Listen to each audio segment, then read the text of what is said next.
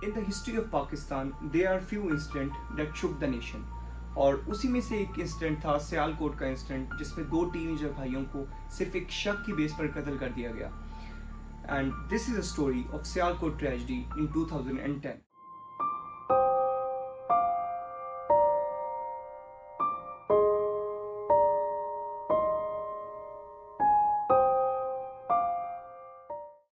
अब स्टोरी यहाँ से शुरू होती है कि दो भाई थे, मुनीब और Mugees, and they belong to a very religious family. उनकी फैमिली काफ़ी रिलीजियस थी और वो अपनी कम्युनिटी के अंदर भी काफ़ी वेल नोन थे, मुनीब और मुगीस.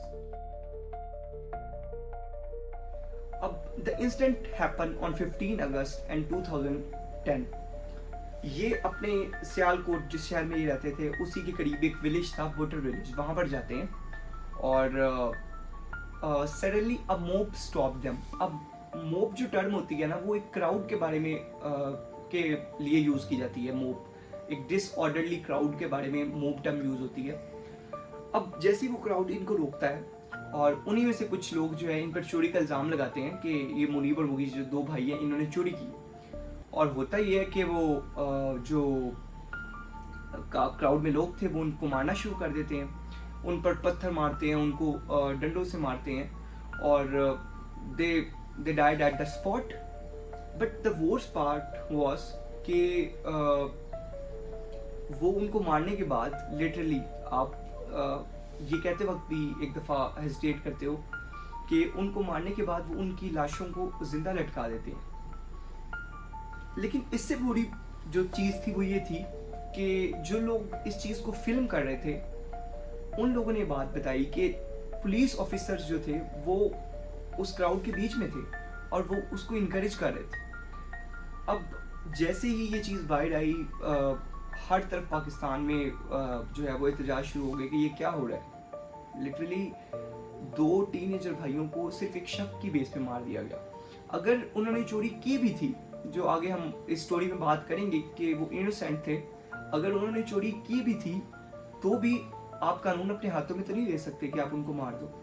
और ये कैसे हो सकता है कि पुलिस के 10 से 12 लोग उस क्राउड के बीच में खड़े हैं और वो जो है वो इनकरेज कर रहे हैं दूसरे लोगों को भी कि इनको मारो, despite of stopping the crowd from beating them.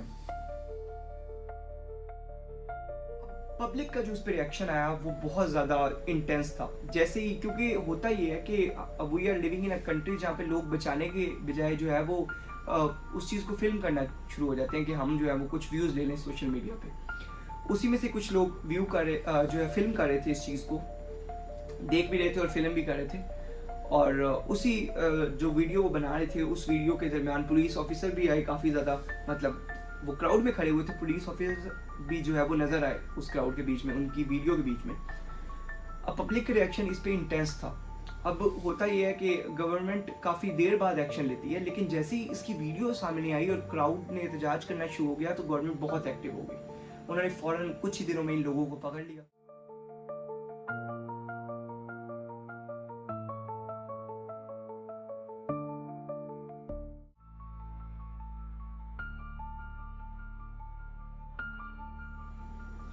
अब इंक्वायरी हुई और जो चीज़ फाइंड हुई वो ये थी कि वो दोनों भाई इनोसेंट थे. अब आप ये देख रहे हो कि ये चीज़ पूरी दुनिया में फैल गई कि पाकिस्तान में किस तरीके से एक ऐसा मुल्क जो मुस्लिम मुल्क है, वो क्लेम टू बी अ मुस्लिम, और इस तरीके से सिर्फ जो उन भाइयों को मार दिया गया जो जिन्होंने किया भी कुछ नहीं था. दे वर फाउंड टोटली इनोसेंट.